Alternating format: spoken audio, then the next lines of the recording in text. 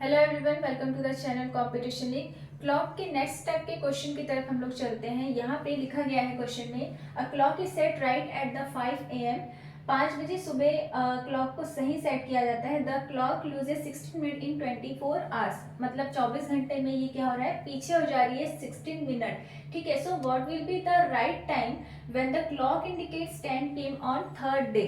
ठीक है, अब यहाँ पे देखो किस तरीके से इसे सॉल्व किया जाएगा। ठीक है, तो यहाँ पे दिया गया है 24 आवर्स 16 मिनट जो है लूज हो जा रहा है टाइम। ठीक है, यानी इन 1 आवर्स में हम लोग निकाल लेंगे 16 डिवाइडेड बाय 24, ये हो जाएगा 2/3 मिनट। ठीक है, यूनिटरी मेथड से हम लोग 1 आवर की वैल्यू यहाँ से निकाल लेंगे। अब हमें देखना है टाइम का कितना जो है डिफरेंस आ रहा है, गैप कितना आ रहा है 5 बजे से नेक्स्ट थर्ड डे के 10 PM तक। ठीक है, तो हम लोग यहाँ से काउंट कर लेंगे फर्स्ट डे जो 5 AM से नेक्स्ट AM तक, ये कितना हो जाएगा 24 आवर्स यानी एक दिन। ठीक है, इसके बाद अगेन 5 AM यहाँ से यहाँ तक कितना हो जाएगा 24 आवर्स यानी सेकेंड डे। तीसरे दिन के यहाँ पे 5 AM तक हो जाएगा ये 24 आवर्स यानी थर्ड डे। तो ये 3 दिन हो गया हमारा। यहाँ जो तीसरा दिन है हम लोग कहाँ तक काउंट किए हैं 5 AM तक, यानी यहाँ तक कितना हो जाएगा 72 आवर्स। 5 AM से 5 PM तक अगर आप जाओगे थर्ड डे के, तो ये कितना हो जाएगा 12 आवर्स। ठीक है, 12 आवर्स एंड 5 PM से 10 PM हमें जाना है, तो +5 और ऐड करना पड़ेगा, मतलब यहाँ पे +17 हो जाएगा। तो अब टोटल कितना आ गया 89 आवर्स। ठीक है, सो क्लॉक में हमें आफ्टर 89 आवर्स का टाइम बता रहा है 10 PM। ठीक है, जो कि इनकरेक्ट है, हमें राइट टाइम बताना है। तो हम लोग क्या करेंगे, यहाँ पे 1 आवर्स की वैल्यू दी गई है 2/3, तो 89 आवर्स की कितनी हो जाएगी यहाँ पे 2/3। इसे कैलकुलेट कर लेंगे, ये हो जाएगा 178 डिवाइडेड बाय 3। ठीक है, इसे आप कैलकुलेट करोगे लगभग आएगा 59 मिनट एंड 20 सेकेंड। ठीक है, इतना आएगा। तो इसको हम लोग अप्रॉक्स मान सकते हैं 60 मिनट के यानी 1 आवर के। ठीक है, इस 1 आवर का मतलब क्या होता है, इस 1 आवर का मतलब है कि क्लॉक में जो टाइम शो हो रहा है 10 PM, ये 1 घंटा पीछे का शो हो रहा है। ठीक है, क्योंकि यहाँ पे टाइम लूज हो जा रहा है। इसका मतलब है एक्चुअल टाइम कितना शो होना चाहिए 1 घंटे बाद का, यानी 11 PM। ठीक है, तो ये राइट टाइम होगा। ठीक है, इस क्लॉक के लिए। ठीक है, तो नेक्स्ट सवाल की तरफ चलते हैं।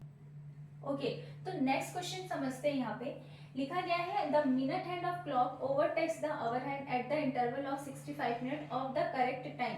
How much a day does the clock gain or loss. ठीक है, यहाँ ये बोला जा रहा है कि जो मिनट हैंड और आवर हैंड है 65 मिनट के अंतराल में एक दूसरे से मिलती है, या ये बोल लो कि मिनट हैंड ओवरटेक करती है आवर हैंड को। ठीक है, अब इस क्वेश्चन को कैसे सॉल्व करोगे देख लो। यहाँ पे मान लेते हैं कि एक क्लॉक है। ठीक है, और हमें पता है कि एट 12 o'clock करेक्ट 12 बजे दोनों सुइयां, दोनों हैंड्स एक दूसरे से मिलती है, और 12 के 1 के बीच में तो एक बार भी नहीं मिलती। ठीक है, तो इसका मतलब है अगर 1 से 2 के बीच में अगर आप काउंट करोगे तो कितने टाइम पे वो एक दूसरे से मिलती है। तो 1 से 2 के बीच में अगर आपको याद होगा कुछ 1:05:11।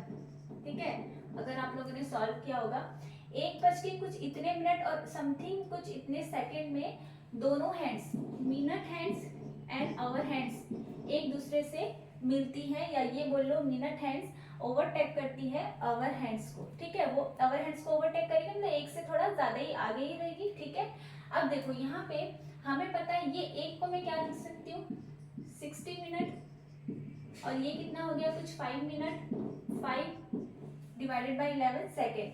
यानी हमें पता है कि एक बार में यानी 12 बजे के बाद कुछ 65, ये 65 हो जाएगा, 65 5/11 मिनट के अंतराल में दोनों एक दूसरे से मिलेगी। ये मेन कॉन्सेप्ट है। ठीक है, यानी एक्चुअल में इतने मिनट बाद मिलना चाहिए, बट क्वेश्चन में दिया गया है 65 मिनट बाद मिलती है, यानी जल्दी मिल लेती है। यानी यहाँ पे कितना हो रहा है गेन हो रहा है, और गेन कितना हो रहा है यहाँ पे 5/11 का। वो कैसे देखो यहाँ पे 65 5/11 में मैं 65 माइनस कर दूंगी, ये 65 है, ये भी 65 है, तो डिफरेंस सिर्फ कितना आएगा यहाँ पे 5/11 का। ठीक है, ये क्या है सेकेंड, ये क्या है सेकेंड। तो सेकेंड को मैं मिनट में चेंज कर देती हूँ इंटू 60, तो यहाँ हो जाएगा, इसको हम लोग ऐसे ही रहने देते हैं। ठीक है, ये गेन।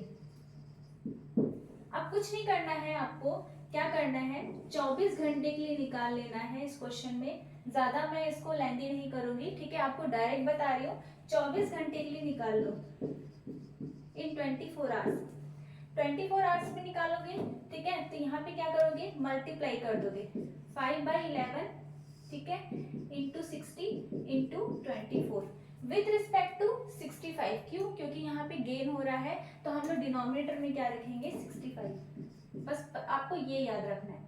अब जब आप इसको कैलकुलेट करोगे तो कितना आ जाएगा, ये 5 टाइम से 12 टाइम में कटेगा, ये 13 टाइम पे, और यहाँ पे 12 पंचे 60, ये 1440 कुछ यहाँ पे 143 आएगा। ठीक है, और ये किस में आएगा मिनट में आएगा। ठीक है, अब देख लो इसे थोड़ा हम लोग मिक्स फ्रैक्शन फॉर्म में लिख लेते हैं। तो मिक्स फ्रैक्शन फॉर्म में रखोगे तो ये कुछ 10 टाइम्स 10 143 मिनट में वैल्यू आएगी। यानी यहाँ पे इतना गेन हो रहा है। कितने मिनट का गेन हो रहा है 10 मिनट 10/143 समथिंग सेकेंड का मिनट का गैप सॉरी गेन हो रहा है। तो यही वैल्यू है और यही आपका आंसर है।